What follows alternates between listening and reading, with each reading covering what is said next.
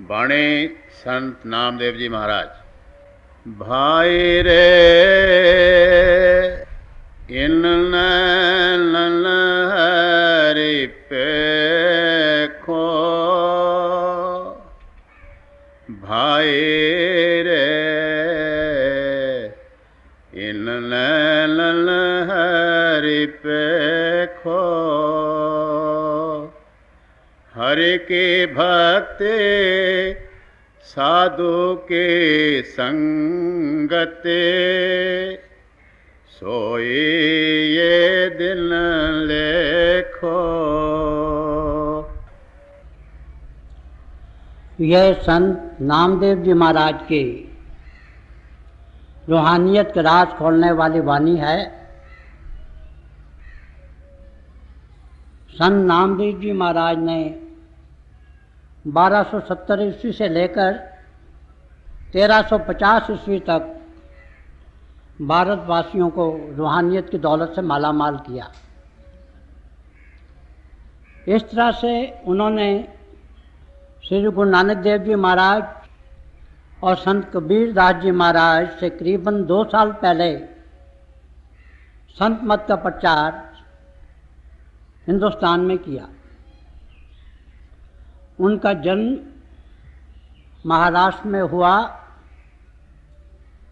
और शुरू में क्योंकि उनके माता पिता विठल देव जी महाराज की आराधना किया करते थे, उन्होंने भी विठल भगवान की उपासना शुरू की, लेकिन धीरे धीरे वो सगुण से निर्गुण की तरफ मायल हो गए। तो इसी तरह से संत नामदेव जी महाराज ने भी अपने जीवन का आगाज़ विठल दास जी की उपासना से शुरू किया, मगर अपने जीवन के अंत काल में उन्होंने संत मत का प्रचार किया। उनका जन्म तो महाराष्ट्र में हुआ, लेकिन वो 62 साल तक भ्रमण करते रहे। उन्होंने महाराष्ट्र, राजस्थान, यूपी, मध्य प्रदेश, बिहार और पंजाब में संत मत का प्रचार किया।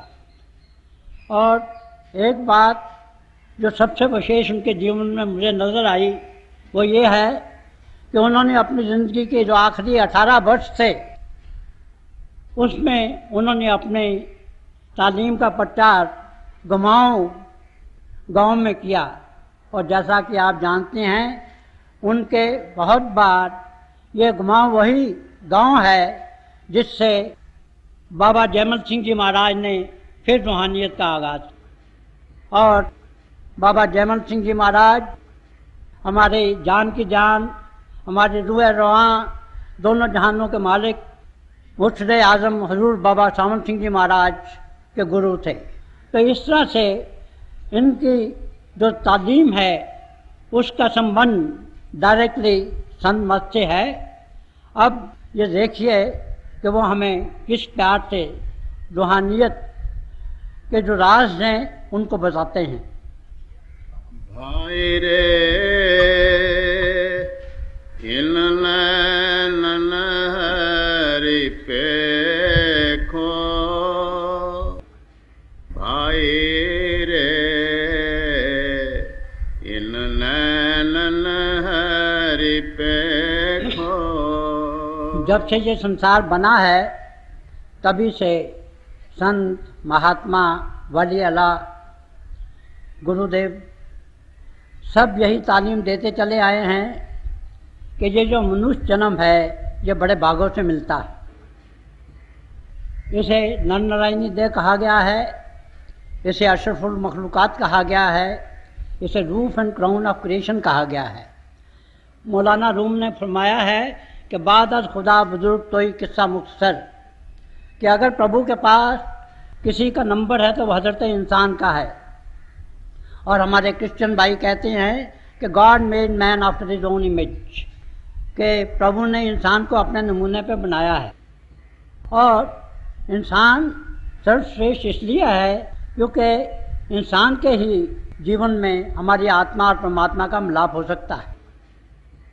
और संत महात्मा ये भी हमें बताते चले आए हैं कि जो हमारी इंसानी ज़िंदगी है, इसका सबसे बड़ा ध्येय ये है कि हम अपने आप को जानें और प्रभु को पहचानें।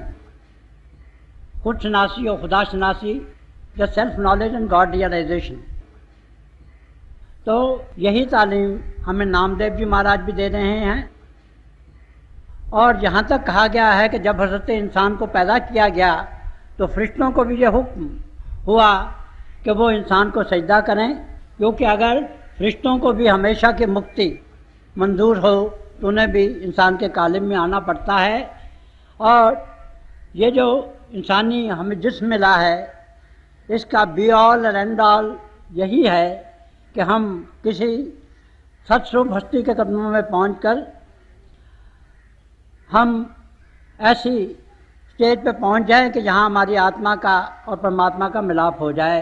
तो वो हमें यही तालीम दे रहे हैं कि ये जो हमारी ज़िंदगी है, इसका जो परम लक्ष्य है वो यही है कि हम भगवान को देखें। अब जो भगवान के देखने की बात है, उसके मुतल्लिक़ दो स्कूल्स ऑफ थाट हैं। एक स्कूल ऑफ थाट ये कहता है कि nobody has seen God in his absolute form and nobody will see him in that form, कि किसी ने प्रभु को अपने असली रूप में नहीं देखा और कोई असली रूप में उसे देखेगा भी नहीं। और ये बात भी सत्य है। और हमारे हजूर पुरनूर संत कृपाल सिंह जी महाराज इसे बड़े लॉजिकल तरीके से समझाया करते थे। वो फरमाते थे कि भाई ये जो आखिरी मंजिल है, जो आत्मा और परमात्मा के मिलने की मंजिल है, उसमें कतरा समंदर में मिल जाता है, किरण सूर्य में मिल जाती है, फिर कौन देखेगा और किसे देखेगा। मगर जो दूसरा स्कूल ऑफ थॉट है वो यही कहता है कि हाँ, हम प्रभु को इसी जीवन में देख सकते हैं। एक सूफी ने कहा है कि मन खुदारा आशकारा दीदाम दर सूरत इंसान खुदारा दीदाम, कि मैंने प्रभु को ज़ाहिर ज़हूर देखा है और मैंने इंसान के जामे में खुदा को देखा है। क्योंकि जब भी प्रभु किसी वली अल्लाह, किसी संत सतगुरु के चोले में आता है तो वो जीता जागता खुदा होता है। इसी तरह से गुरु नानक साहब ने कहा है कि नानक का पातशाह दिसे ज़ाहरा। और बुल्ले शाह ने कहा है कि मौला आदमी बनाया। पंचम पातशाह ने फरमाया है कि हरजू नाम पढ़ो रामदास। और इसी तरह से जब शरीयत का दौर दौरा रहा है तो यही बात संतों ने कही है, सूफियों ने कही है, मगर थोड़े अंदाज को बदल कर उन्होंने ये कहा है कि बंदगाने खुदा खुदा न बाशिंद, लेकिन जो खुदा जुदा न बाशिंद, कि प्रभु के जो बंदे हैं वो खुदा तो नहीं होते हैं, लेकिन हाँ, वो खुदा से जुदा भी नहीं होते हैं। बात तो एक ही है, कहने का अंदाज जो है वो मुख्तलिफ है। और इसीलिए हमें संत नामदेव जी महाराज ये कह रहे हैं कि भाई ये जो जन्म मिला है, इसमें आप प्रभु को देखें, उसकी ज्योति को देखें। अब प्रभु का जो देखना है ये भी दो प्रकार का देखना है। एक तो हम इन आँखों से प्रभु को देखते हैं और वो प्रभु की वो फॉर्म है जो सतगुरु की फॉर्म है। और ये हमारे संतों महात्माओं ने बताया है, विशेष तौर पर कबीर साहब ने, कि काल में और दयाल में एक मुआहदा हुआ था, जिसके ज़रिए से यह फैसला हुआ कि अगर प्रभु ये चाहे कि कोई आत्मा परमात्मा से वापस मिल जाए तो वो इंसान का चौला धर्म करके संसार में आए और केवल सत्संग के द्वारा ही उसे अपने साथ मिलाए। वो यहाँ आके कोई शोभा नहीं करे, कोई यहाँ आके वो मिरेकल नहीं करे। तो यही कहते हैं कि ये जो हमारी आँखें हैं, ये तभी असली मानों में आँखें हैं जब जो गुरु का दर्शन करें। और ये जो गुरु का दर्शन करना है, इसके माने यही हैं कि हम अपने गुरु के, अपने मुर्शिद के, अपने मास्टर के रूबरू बैठे, हम उसके मस्तिष्क में देखें, उसकी आंखों में देखें, उसके चेहरे पे देखें और उनमें हम गुम हो जाएं। असली जो दर्शन करने हैं वो यही है कि हम उसके रूबरू बैठें और हम उसमें खो जाए, हमें यह खबर नहीं रहे कि हमारे दाएं कौन बैठा है, बाएं कौन बैठा है, आगे कौन बैठा है, पीछे कौन बैठा है। मेरा एक शेर है कि मैं तो हो जाता हूँ गुम जलवाए जानाना में, दोस्त बता कैसा है वो तूने तो देखा होगा। क्योंकि जो प्रभु का बंदा होता है, जो प्रभु का आशिक होता है, उसका चाहने वाला होता है, उसका प्रीतम जो होता है, वो तो उसमें खो जाता है। और ये जो रूहानियत का मार्ग है, ये खो जाने का मार्ग है। और जिसने अपने आप को खोया है, असल में उसी ने अपने आप को पाया है। तब वो हमें जो बता रहे हैं कि ये जो हमारे आँखें हैं, इनका मकसद यही है कि हर वक्त अपने पिया को देखते रहें, अपने प्रीतम को देखते रहें, अपने महबूब को देखते रहें। इसीलिए हज़रत बहू ने ये कहा है कि मैं जो चाहता हूँ कि मेरे जिस्म के जितने रोम हैं वो सब आँखें बन जाएं, और ऐसी एक आँख की और हज़ारों आँखें बन जाएं, ताकि मैं हर वक्त अपने महबूब को, अपने प्रीतम को, अपने सद्गुरु को, अपने मुर्शिद कामिल को टकटकी लगा के देखता रहूं। तो ये तो है बाहर का गुरु को देखना, उसमें खो जाना। और जब उसमें खो जाते हैं हम, तो तभी उसका तसव्वुर हमारा पक्का होता है।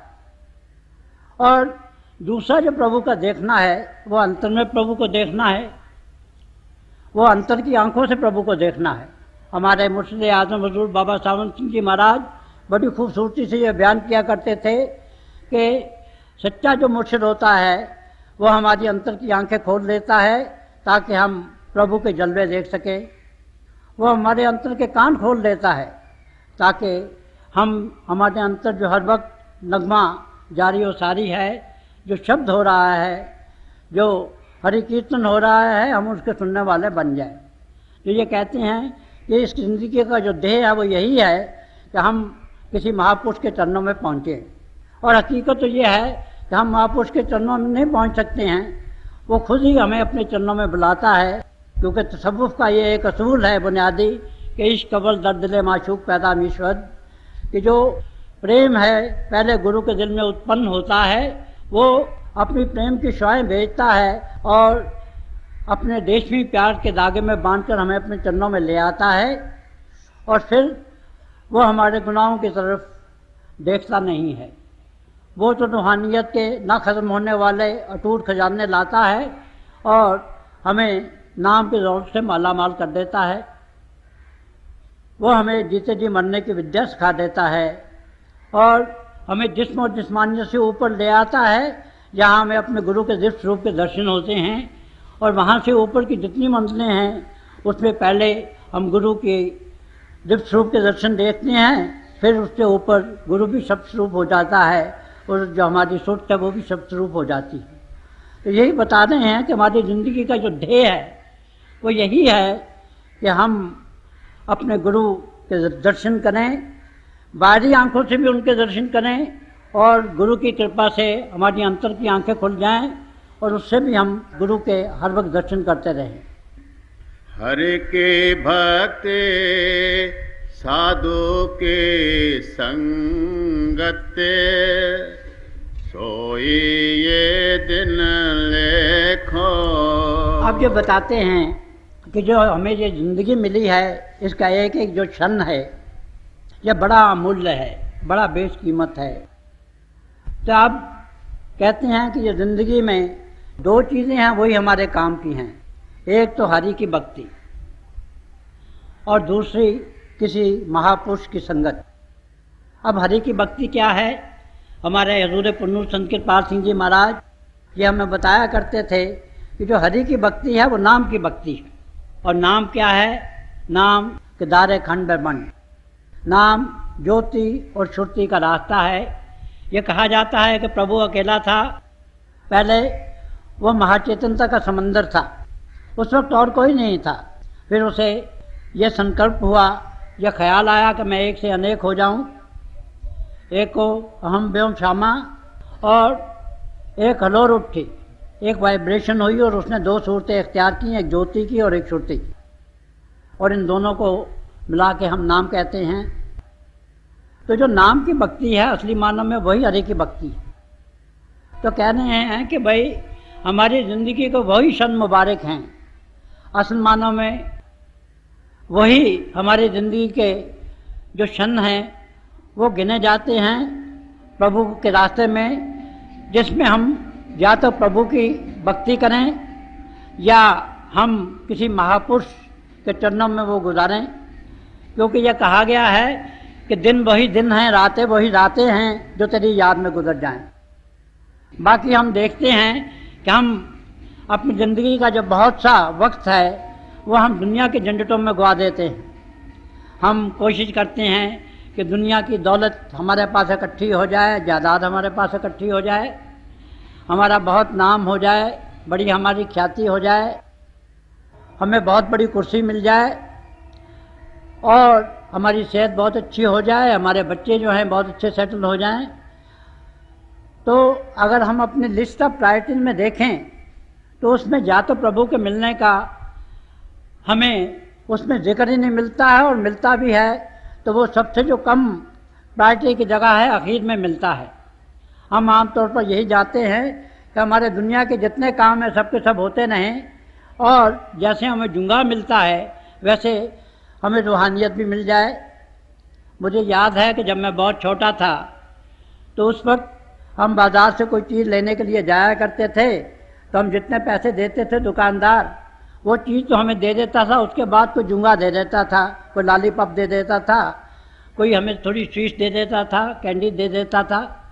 तो हम वो जो हमें मिठाई मिल जाती थी, जो गोलियां मिल जाती थी, उन पे हम बड़ा नाज करते थे।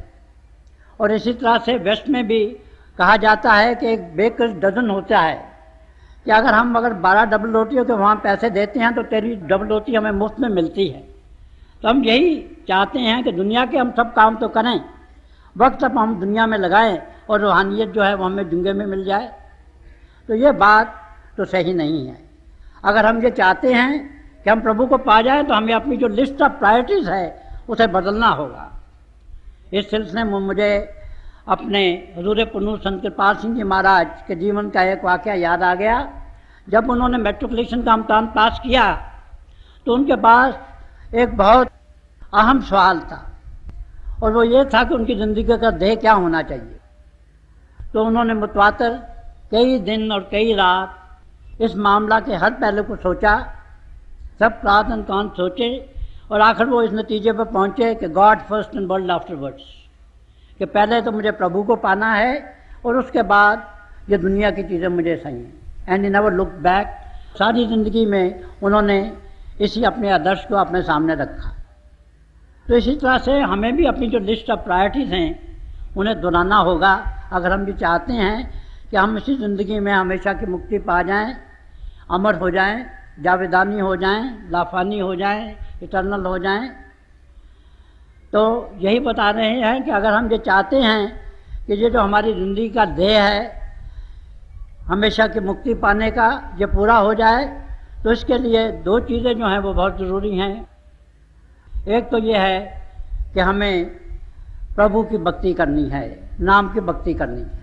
और जैसा कि मैंने अर्ज़ किया है, नाम की भक्ति वही है कि हम किसी महापुरुष के चरणों में बैठकर, उसकी छत्र छाया में बैठकर, उस चीज़ की लाइफ इंस्पायरिंग जो ग्लांसेस हैं उनकी बदौलत जिस्म और जिस्मानियत से ऊपर आएँ, और ऊपर आके रूहानी मंडलों में से गुजरते हुए आखिरी मंजिल पे पहुँचे जिसमें हमारी आत्मा और परमात्मा का मिलाप होता है।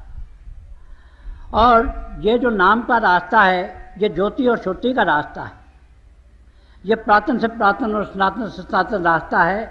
ये कभी बदला है ना कभी बदलेगा। आज सच, जुगात सच, है भी सच, नानक होसी भी सच। और दूसरी बात यह है कि हम किसी महापुरुष के चरणों में बैठें। अब महापुरुष के चरणों में बैठने की रूहानियत में बहुत बड़ी अहमियत है। ये कहा गया है कि हम नशीनी साते बाओलिया बेहतर सत साला तार बैरिया, कि अगर हम किसी महापुरुष के चरणों में एक घड़ी बैठें तो वो 100 साल की निष्कपट जो हमारी आराधना है उससे भी वो बेहतर है। मगर सद्गुरु के चरणों में बैठना क्या है, सद्गुरु की सोबत में बैठना क्या है, इसके मतलब भी तसव्वुफ़ में बड़ी बारीकी से एक्सप्लेनेशन दिया गया है कि ये जो सोबत है सदगुरु की, जो सदगुरु के चरणों में बैठना है, ये उन्हीं क्षणों तक लिमिटेड है कि जिसमें हम अपने गुरु में खो जाएं। हम अक्सर ये कहते हैं कि हम 50 वर्ष से सत्संगी हैं, हम 30 वर्ष के सत्संगी हैं, हम 20 वर्ष के सत्संगी हैं। आइए हम दिल में सोचें कि क्या वाकई हम 20 वर्ष के सत्संगी हैं। सत्संग के मायने हैं, सत्य के मायने हैं सच्चाई, जब प्रभु की वो संग है जो उसके साथ हो। तो असली मानों में हम उसी अरसे के लिए सत्संगी हैं कि जितना अरसा हमने प्रभु के चरणों में गुजारा है, जितना अरसा हम प्रभु से इत्मिक हुए हैं, क्योंकि अब हम सत्संग में बैठे हैं। असली सत्संग में जो बैठना है वो वही है कि हम अपने प्रभु के मस्तिष्क की तरफ देखें, हम उसकी आंखों में देखें, उसके चेहरे को देखें, उसका ये जो प्रभु का दिया हुआ रूहानी जिस्म है उसे देखें, उसमें खो जाएं। जितनी देर के लिए हम अपने सदगुरु में खो जाते हैं, असली मानव में उतनी देर के लिए हम सत्संग करते हैं। तो अगर हम दिल में ये सोचें कि क्या वाकई हमने इतने वर्ष से सत्संग किया है, तो हम इस नतीजे पर पहुंचेंगे कि नाम तो हमने लिया है, गुरु की बख्शिश तो हम पे हुई है, ये तो सही है, मगर जो सत्संग हमने किया है वो तो उन्हीं लम्हों तक लिमिटेड है, महदूद है, जिसमें हम अपने प्रभु में खो गए हैं। तो यही बताते हैं कि अगर हम किसी महापुरुष की छत्र छाया में चले जाएं, वो हमें नाम दान बख्श दे, जीते जी मरने की विद्या हमें दे दे, जिस्म और जिस्मानियत से ऊपर ले आए, अपने दिव्य स्वरूप के दर्शन करा दे और फिर रूहानी मंडलों में से हमें सफ़र करवा दे, तो वही जो क्षण हैं वही असली क्षण है हमारी ज़िंदगी के। और बाकी जितना हम वक्त दुनिया के कामों में लगाते हैं वो तो व्यर्थ चला जाता है। चरण सोए जो नचत प्रेम से, कर सोए जो पूजा। अब जो बता रहे हैं कि हमारे जो पाँव हैं उनका क्या फंक्शन है, उनका क्या काम है। बताते हैं कि असली मानव में वही जो हमारे पाँव हैं, पाँव कहलाने के हकदार हैं, जो प्रभु की याद में नाच उठे। अब देखिए, अगर हम अपने जीवन को देखें तो हम बहुत दफ़ा नाचते हैं, बहुत डांसेस भी करते हैं, मगर क्या प्रभु के प्रेम ने कभी हमने नाचा है? चैतन्य महाप्रभु थे, वो जब आनंद विभोर हो उठते थे तो वो नाचना शुरू कर देते थे, प्रभु की याद में नाचते थे। और उनकी चार्जिंग इतनी थी कि जो कोई भी उनके पास आता था वो भी नाचना शुरू कर देता था। उनका बोला था हरि बोल। हमारे हुजूर पुनूर संत कृपाल सिंह जी महाराज उनके जीवन का एक वाक़या बताया करते थे। एक दफ़ा वो एक धोबी घाट पे गए, वहाँ एक धोबी से उन्होंने कहा कि हरि बोल। उसने ये समझा कि कोई भिखमंगा आया है, वो खामोश रहा। दोबारा फिर उन्होंने कहा हरि बोल, वो फिर नहीं बोला। तीसरी दफ़ा उसे उन्होंने झंझोर दिया, कहा कि हरि बोल, और उसने ये कह दिया हरि बोल, और वो भी सरमस्त हो गया, सरशार हो गया, वो भी सरमस्ती से नाचने लगा। और उसके बाद वो जिसके पास भी गया, जिस दूसरे धोबी के पास गया, जब उसने कहा कि हरि बोल, तो वो भी नाचने लगा। और नतीजा ये था कि चंद ही मिनटों में सारा धोबी का प्रभु की याद में नाचने लगा। इसी तरह से मीराबाई जी थी, वो जब प्रभु की याद में खो जाती थी तो वो नाच उठती थी। और ये जो चरण हैं, ये जो पाँव हैं हमारे, तभी मुबारक हैं जब वो हम अपने महबूब, अपने प्रीतम की गली की तरफ चलें।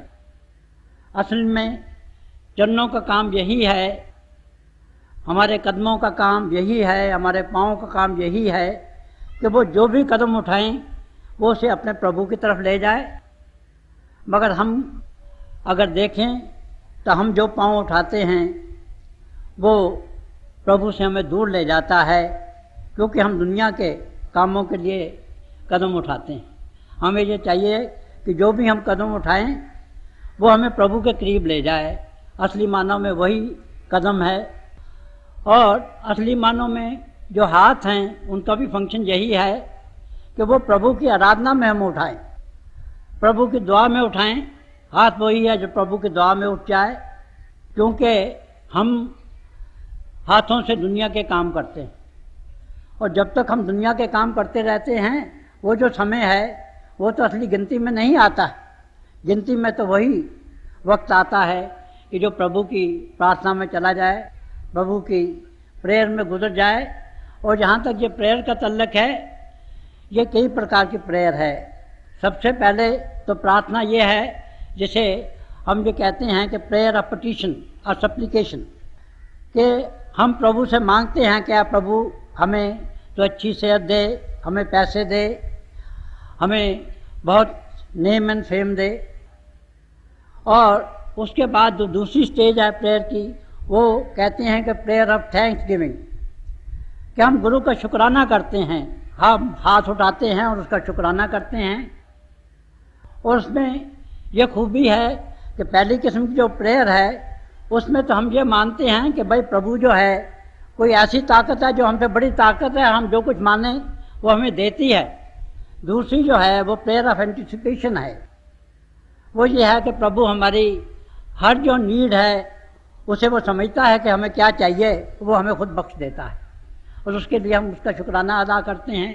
जो तीसरी किस्म की इससे भी ऊंची प्रेयर है, जब प्रार्थना है, वो ये है कि हमारे दिल में ये लगन पैदा हो जाती है कि इसी ज़िंदगी में हम मुक्ति पा जाएं, और उसके लिए हम किसी महापुरुष के चरणों में पहुंच जाएं। तो हम प्रभु से ये प्रार्थना करते हैं कि हमें किसी महापुरुष के चरणों में पहुंचा दीजिए। और जो चौथी प्रेयर है उसे हम कहते हैं कि prayer of gratitude and prayer of forgiveness, कि हम प्रभु से ये कहते हैं, हम ये रियलाइज़ करते हैं कि हम बड़े गुनाहगार हैं, हमारे चारों तरफ गुनाहों की दुकानें सजी हुई हैं। जैसा कि ख्वाजा हाफिज ने कहा है कि समंदर के दरमियान में जैसे एक तख्ता छोड़ दिया जाए और उस पर हमें बांध दिया जाए, हमारे हाथ भी बांध दिए जाएं, हमारे गर्दन भी बांध दी जाए, हमारा जिस्म भी बांध दिया जाए, तो कुदरती बात है कि जब समंदर में ऊंची लहरें आएंगी और नीची लहरें आएंगी तो हमारे सर के ऊपर से गुजर जाएंगी। मगर प्रभु की ये एक अचरज लीला है कि एक तरफ तो वो हमें एक तख्ते से बांध कर समंदर पे छोड़ देता है, और फिर हुक्म होता है कि दामन तरम कुन होशियार बाश, कि देखो तुम्हारे कपड़े कहीं गीले नहीं हो जाएं। तो हम तो उससे बच नहीं सकते हैं। इसी तरह से हमारे चारों तरफ गुनाहों की दुकानें सजी हुई हैं और हम उनसे बच नहीं सकते हैं। तो ऐसी हालत में हम प्रभु से ये पुकार करते हैं कि या प्रभु तू ही हमें अब इन गुनाहों से बचा। तो जो प्रभु है ऐसी हालत में वो कहते हैं कि एक चूंटी के दिल से निकली हुई पुकार को जल्दी सुनता है और हाथी की चिंगार को बाद में सुनता है। तो वो कोई ऐसा सामान पैदा कर देता है कि हम किसी महापुरुष के चरणों में पहुंच जाएं। और जो उससे भी ऊपर की किस्म की प्रेयर है या प्रार्थना है वो ये है मेडिटेशन, वो है भजन सिमरन करना, क्योंकि उसमें हम जिस्म और जिस्मानियत से ऊपर आते हैं और गुरु की नज़्र करम से हमें एक बूस्ट मिलती है। ये जो रूहानियत का रास्ता है ये नज़्र करम का रास्ता है और ये कर्म का भी रास्ता है, मगर सबसे पहले इसमें नज़्र करम होती है। पहले गुरु अपनी ज़िंदगी को बांटने वाली हमें एक नज़र बख्शता है, जियादान ज़िंदगी को बांटने वाला हमें देता है। तो एक छोटी सी आग बन जाती है और जब वो पहले हमें अपनी नज़र से बख्शिश करता है तो फिर हम थोड़ा सा उस पर अमल करते हैं तो एक छोटी सी और आग बन जाती है। और इसी तरह से जब वो देखता है कि हमने अमल किया है तो हम पे और नज़्र करम करता है। तो इसी तरह से वो हमें नद्दो नद्दी निहाल करता जाता है और जो वो हमें नद्दो नद्दी निहाल करता चला जाता है हम उस पर ज़्यादा से ज़्यादा अमल करते चले जाते हैं। और आहिस्ता आहिस्ता ये जो छोटी छोटी आग बनती हैं ये पूरे सर्कल में, पूरे दायरे में तब्दील हो जाती हैं और जब ये पूरा दायरा बन जाता है तो हमारी आत्मा का और परमात्मा का मिलाप हो जाता है। तो यही असल में ये जो मेडिटेशन की स्टेज है, भजन और सिमरन की स्टेज है, ये रास्ता जो है ये प्रभु की नज़्ज़े करम का नतीजा है। और जब प्रभु की नज़्ज़े करम होती है तो हम उस पर धीरे धीरे अमल करना शुरू कर देते हैं। और पहले वो हमें जिस्म और जिस्मानियत से ऊपर लाता है, तारागण, चाँद, सूरज से ऊपर ले जाकर अपने गुरु के दिव्य स्वरूप के दर्शन कराता है, और फिर सूक्ष्म और कारण देशों से ऊपर ले जाता है, और वहाँ जाके हम असली अमृतसर में, वहाँ जाके हम असली सचश्मा कौसर में, fountain head of water of life में, वहाँ जाके हम स्नान करते हैं, वो अमृत पीते हैं। हाँ, और जो मुझे बात याद आ गई कि जो अमृतसर है इसका जिक्र नामदेव जी महाराज ने अपनी वाणी में किया है। अब अमृतसर जो हम अब देखते हैं ये तो बाद में चौथी और पांचवी पातशाही के वक्त में बना। अब उससे 200-250-300 वर्ष पहले नामदेव जी महाराज ने अपनी वाणी में उसी अमृतसर का जिक्र किया है। तो जब हम उस अमृतसर का अमृत पीते हैं तो फिर जितने भी जो हमारे काम, क्रोध, लोभ और अहंकार के पर्दे हैं ये सब उतर जाते हैं।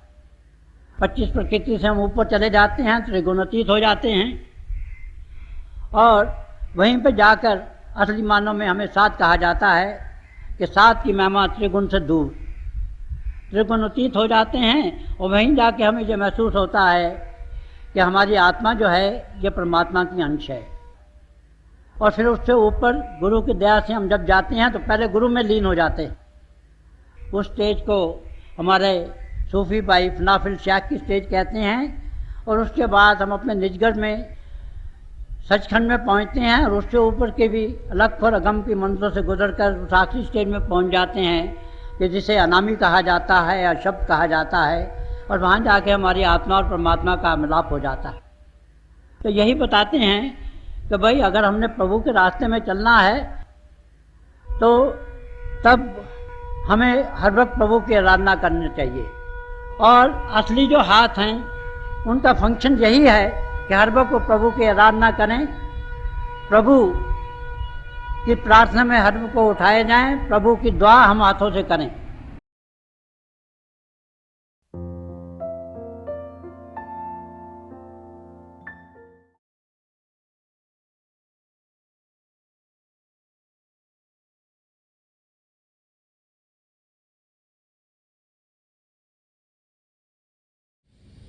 प्यारे भाई और बहनों, हम सब अभी दयाल पुरुष दर्शन सिंह जी महाराज का सत्संग सुन रहे थे। ये हमारी खुशकिस्मती है कि ऐसे महापुरुषों के वचन हमें सुनने को मिलते हैं।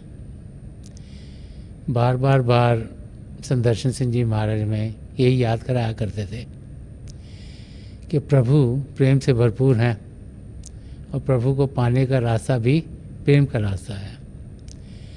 प्रभु का प्रेम हम सबके अंदर बसा हुआ है। जब हमारा नज़रिया बदलता है, जब हम बाहर की दुनिया से ध्यान हटाकर अंदर की दुनिया में बढ़ते हैं, तो फिर हम प्रभु के प्रेम की झलक को पा लेते हैं। और जितना ज़्यादा ध्यान अंदर की दुनिया में करेंगे उतना ही प्रभु के प्रेम के रंग में हम रंगे जाएंगे। थोड़ी देर के लिए आप सब अभ्यास के लिए बैठ जाएं। मेरी पिता परमेश्वर के चरण कमलों में और जो पिछले संचय के महापुरुषों हैं, हजूर बाबा सावन सिंह जी महाराज, परम संत कृपाल सिंह जी महाराज और दयाल पुरुष दर्शन सिंह जी महाराज के चरण कमलों में यही प्रार्थना है कि जो जो हम सबके लिए बेहतर हो वही हमारी ज़िंदगी में ढले। हम प्रभु के शब्द के साथ जुड़ें और प्रभु की ज्योति को हम अपने अंदर तेज़ी से पाएं। थोड़ी देर में मैं आपको इस अभ्यास से उठाऊँगा और मेरी शुभकामनाएं आप सबके साथ हैं।